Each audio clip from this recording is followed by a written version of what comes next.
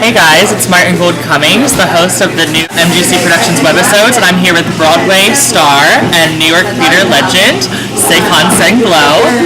We're in Midtown Manhattan, and we're going to talk to Saycon about her career and where she's from and how she got started in this business, and we're going to talk all about her upcoming album, available on iTunes. Yes. So cdbaby.com. cdbaby.com. So let's talk to Saycon a little bit about where you're from and how you got your start in music and singing.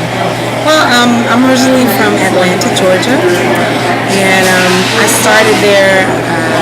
I guess I started singing first when I was in middle school. I was in choir, chorus, mixed chorus, all that stuff. And then I did my first play, I think in the 7th grade. I was about 15 or 16. I got bit by the acting bug. I really started to fall in love with acting and take acting classes, and that's when I really, I guess when I discovered Angela Bassett. I was like, yeah. Oh my gosh, she's so intense. Yeah. What was it like when you first moved to New York? You know what? I've been really blessed. I went to this open call. I've been doing theater. When I was in Atlanta, I was in a theater company called the Freddie Hendrix Youth Ensemble of Atlanta. And I did theater, and I studied theater, and I also studied Spanish when I was in college. I was at Agnes Scott College. I quit school to do a show. Finally, I went to this open call for Rent with Bernie Telsey Casting. I auditioned for Rent maybe 7 or 8 times. Oh wow! And then finally, I got cast as Mimi in Rent.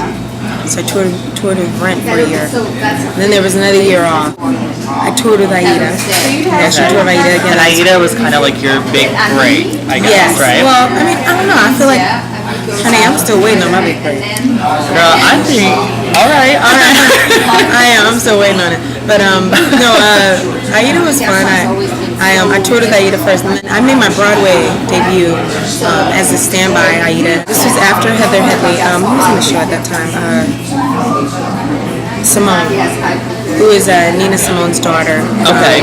I covered for her. I mean, I was actually considered an Aida because I was advertised as the matinee Aida. Basically, it's who you would see on the matinee performances for Toni Braxton, Michelle Williams of Destiny's Child. And then you went on to do the workshops of Color Purple in Atlanta, correct? Yes, well, we did workshops here in the city. We went to Atlanta and had our premiere, which was really exciting because it was hometown. It was great to be home. When I went to Broadway, they went without me.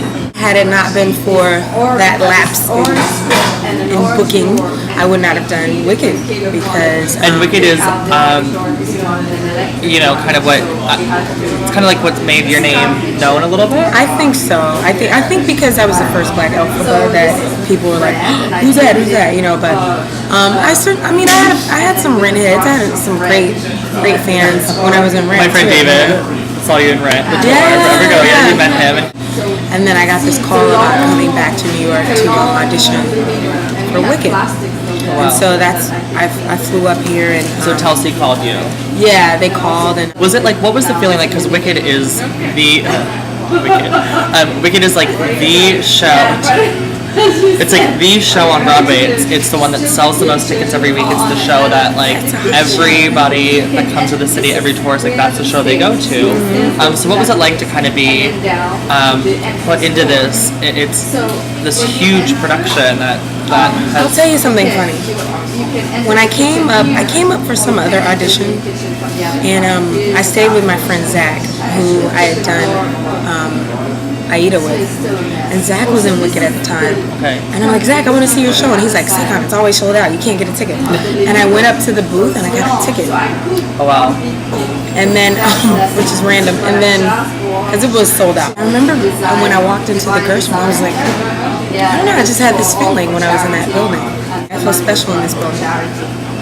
I don't know, and that was before I got a call to audition or anything and I didn't see any part.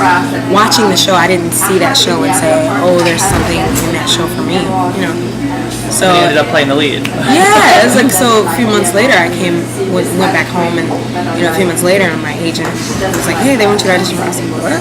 All right. So I started learning the music. I went to Barnes & Noble and got a CD.